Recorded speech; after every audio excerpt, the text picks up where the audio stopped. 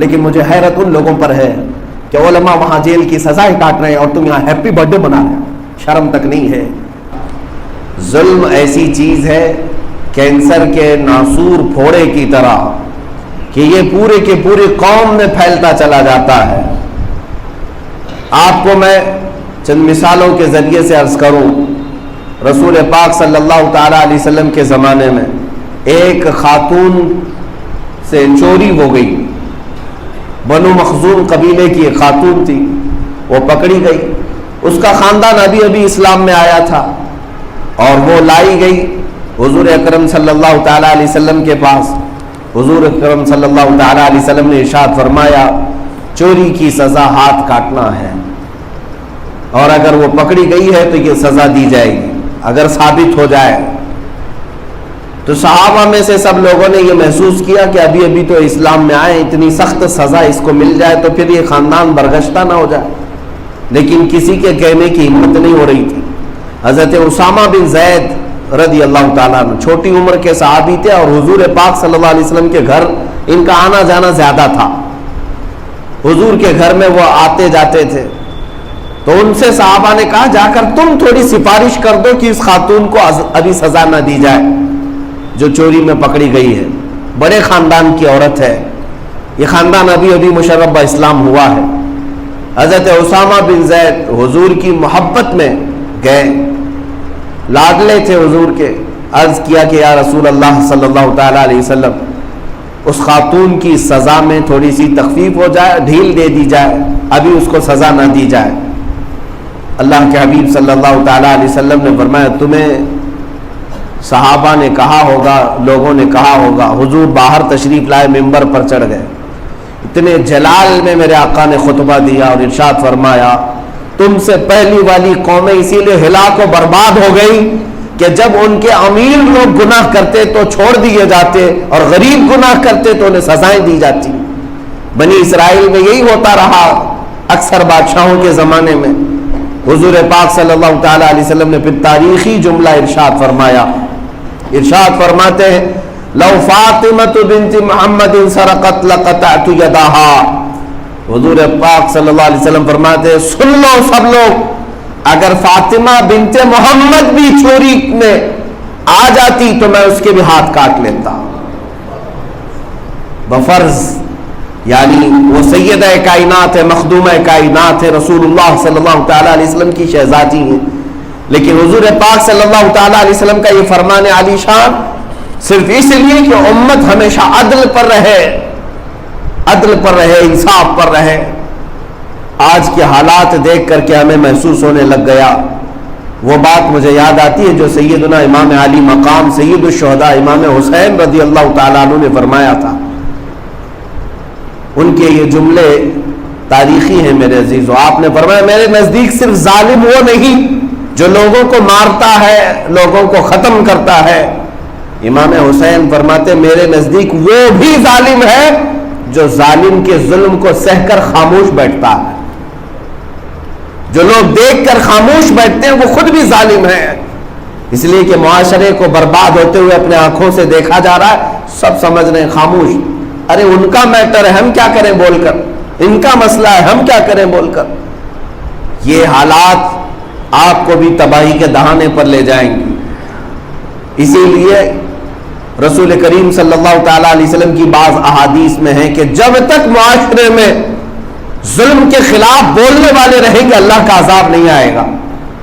اور جب ظلم کے خلاف بولنا بند ہو جائے, سارے لوگ دیکھ کر کے تماشائی بنے رہے, تو پھر اللہ کا عذاب سب کو گھیرے گا, سارے لوگ اس عذاب میں گرفتار ہوں گے.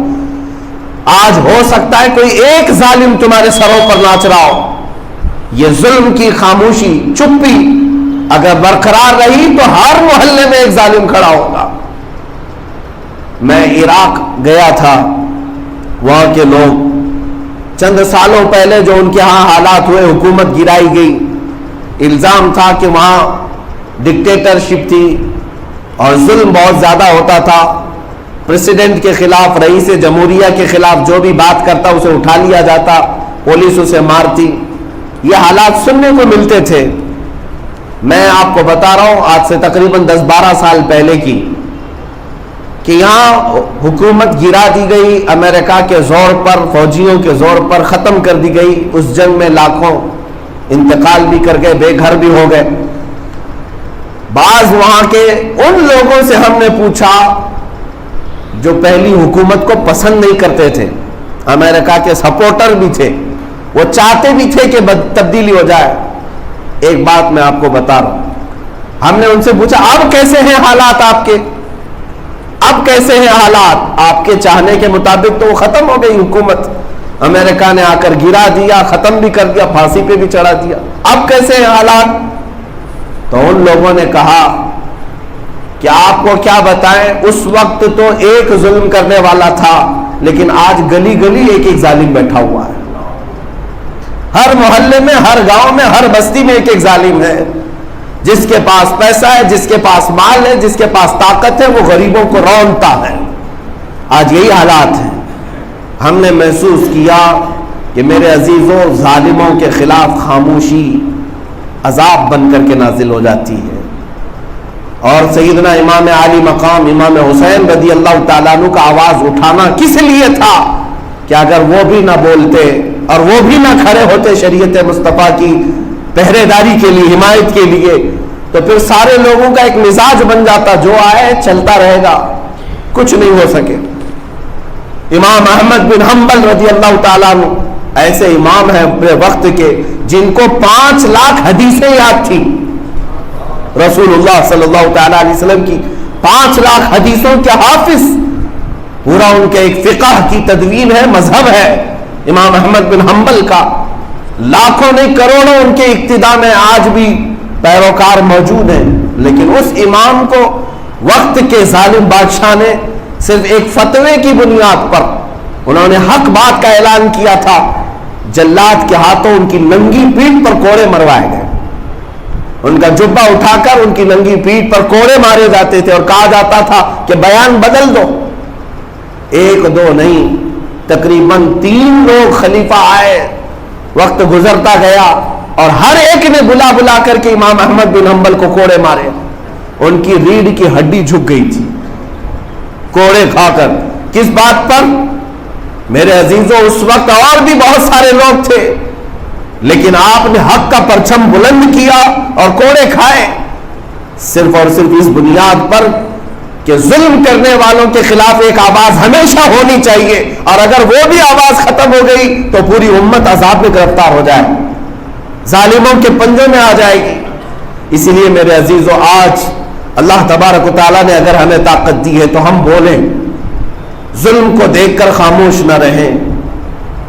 ہوگا کیا اس سے زیادہ کہ ہماری موت آنی ہے، اور وہ کسی نہ کسی دن تو آنی ہے، لیکن ظالموں کا ساتھ دینے والوں سے میں کہتا ہوں، قیامت کے دن تمہیں بھی اللہ کی بارگاہ میں جواب دینا ہوگا۔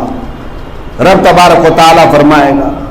میں آپ کو ایک بات بتا دوں، امام مسلم بن عقیل کوفہ میں قتل کر دیے گئے، بہت دردناک انداز میں مارے گئے، شہید ہوئے۔ ہانی بن عروہ کو قتل کیا گیا۔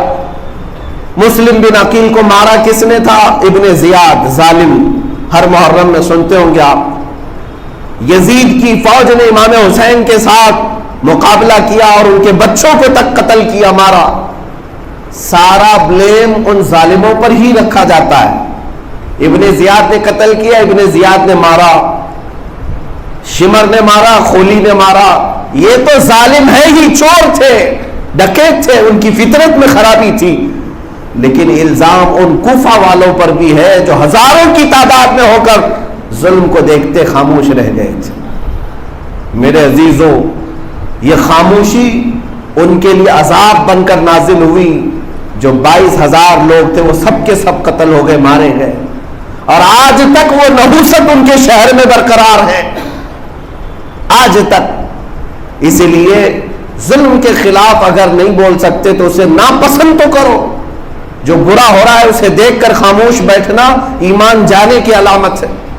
رسول کریم صلی اللہ تعالی علیہ وسلم نے ارشاد فرمایا، من رأى منکم منکرا فلیغیرہ بیدہ ومن لم یستطع فبلسانہ ومن لم یستطع فبقلبہ وذلک اضعف الایمان۔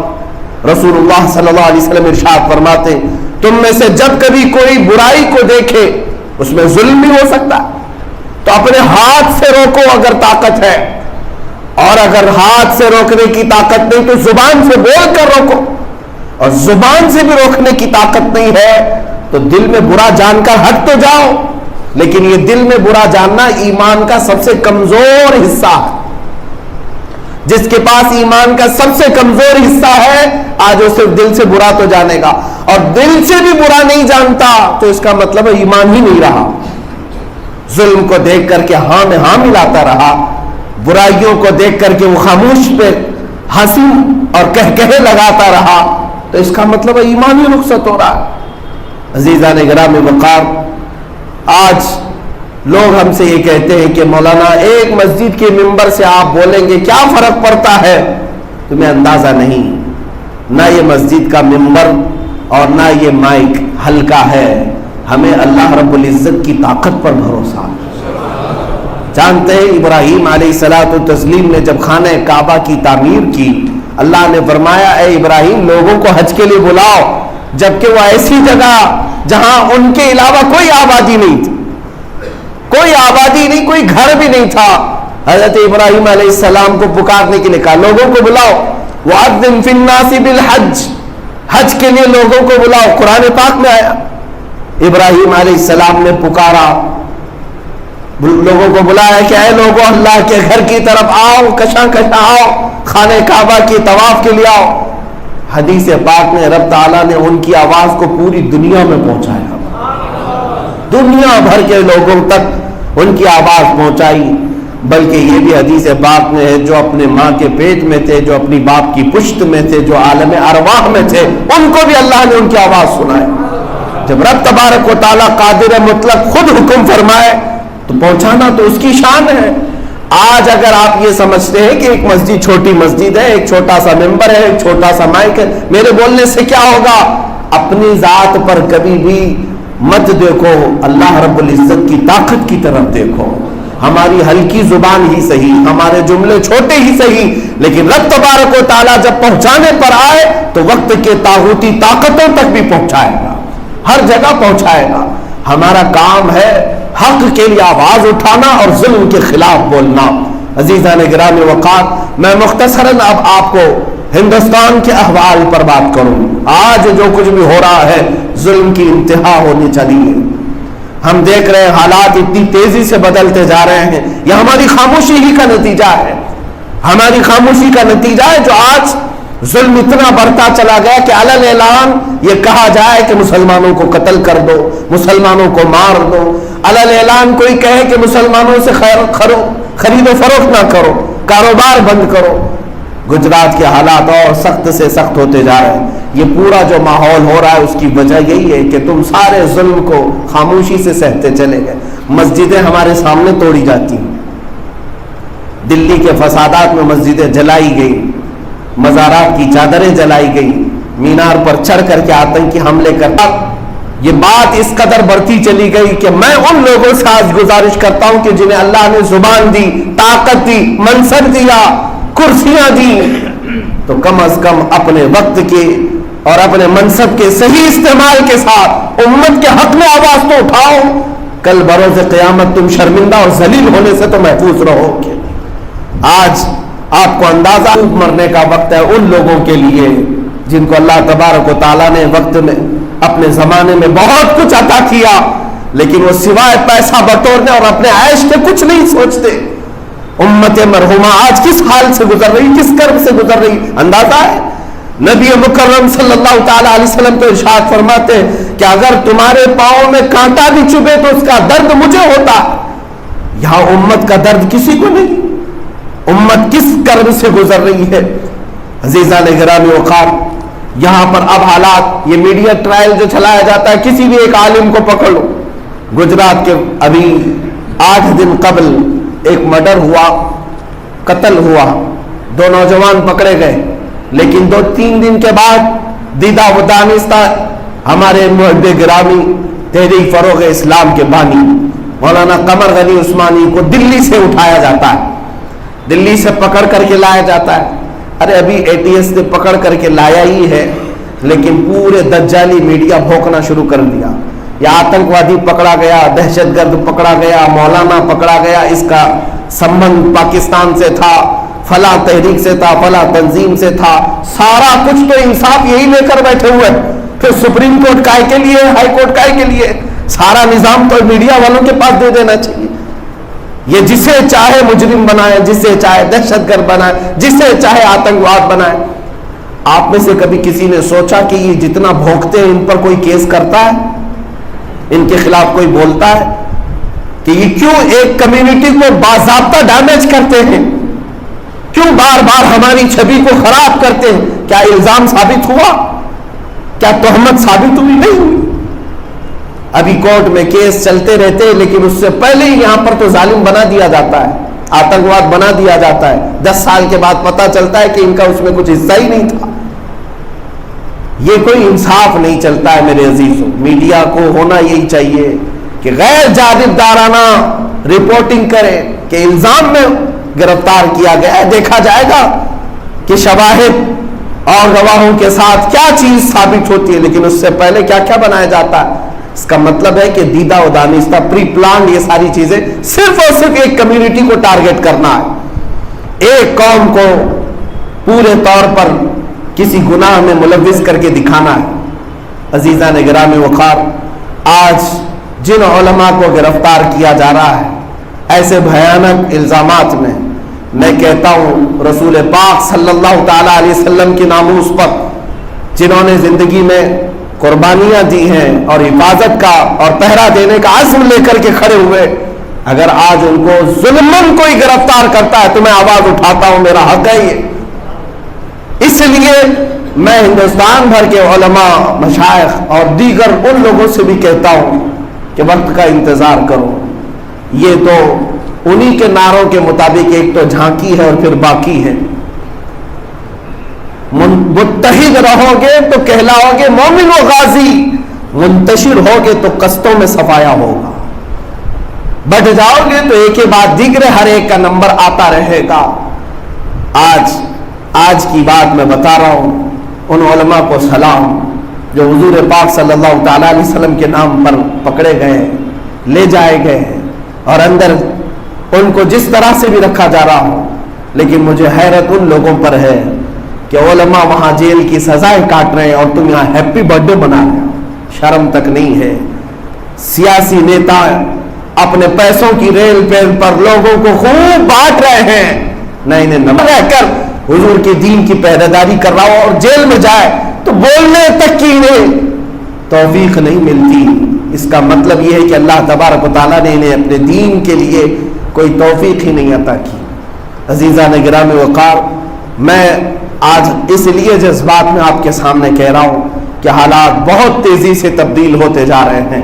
اگر آپ بیدار نہیں رہے اور ظلم کو صحیح سمجھتے رہ گئے تو پھر آپ بھی اپنے گھر کے دروازے پر ظلم کے آنے کا انتظار کریں، آپ کے گھر میں بھی وہ ہو سکتا ہے۔ اس لیے کہ جو قوم اپنے قائدین اور اپنے علماء کو ظلمن قتل ہوتا دیکھ کر خاموش رہے، رب تبارک و تعالیٰ ان کے ساتھ بھی وہی سلوک فرمائے گا، ان پر اس سے بھی بڑے ظالم لائے جائیں گے۔ عزیزان گرامی وقار، آج صرف اور صرف اتنی گزارش ہے کہ اپنے عیش و عشرت کو کم کرو، اپنے مال و دولت پر غرور و تکبر کم کرو۔ پورے ہندوستان بھر میں تقریباً 300 سٹنگ MLA جن کو کسی کو توفیق نہیں ہوتی کہ دین پر حملے کیوں ہو رہے ہیں، علماء کی گرفتاریاں کیوں ہو رہی ہیں، اور ہمارے اوپر اس طرح کے آروپ کیوں لگائے جا رہے ہیں، کوئی بولنے کو تیار نہیں۔